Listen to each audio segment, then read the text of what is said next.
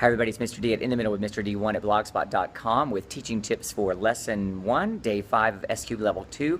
Now my students have finished the first week of school and they are adjusting to their SAB arrangement, and that's what hopefully you're having similar good adjustments happening in your classroom. So today they're going to assess themselves first. They're going to ask themselves some questions about how they are doing with their sight singing. When they had that sight singing example a couple of days ago, what are they good at? And I put several criteria, and I want them to just kind of assess themselves from 1 to 5, and then we have a little discussion there. And then we're going to play the game. We're going to use Fa, Mi, Mi with half steps, focusing again on half steps, listening, balance, because a lot of times, as I've mentioned, when the boys are added, the sopranos go sharp. If the balance is just slightly off, this is very common. The girls start singing louder and listening less, so you have to help them constantly focus on listening.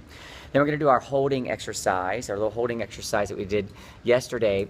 You can pick pitches of your own choosing. I like to start, I like to use do, D-O-O, and I like to have the sopranos get their overtones working within their section, and then the altos added in on the same pitch, and then baritones. Everybody's listening. That's the key.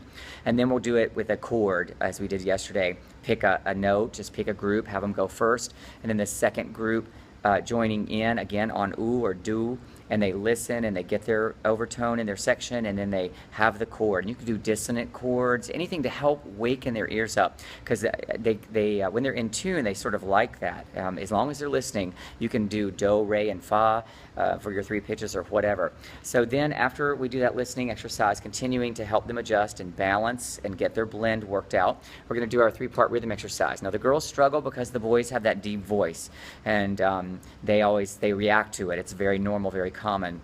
And we just want them to get used to it and try to help the boys to raise the pitch of their voice a little bit so that they're equally loud. We were going to talk about balance. I always do one group at a time, like soprano first and then alto, and then I'm going to start to ask questions like, where are the unisons? Because unison is really important in 3-part choir, in sight singing and in their literature. So I want them to notice unison rhythms, even if it's a full measure or if it's just a couple of beats in the measure. So we're going to start getting picky with that.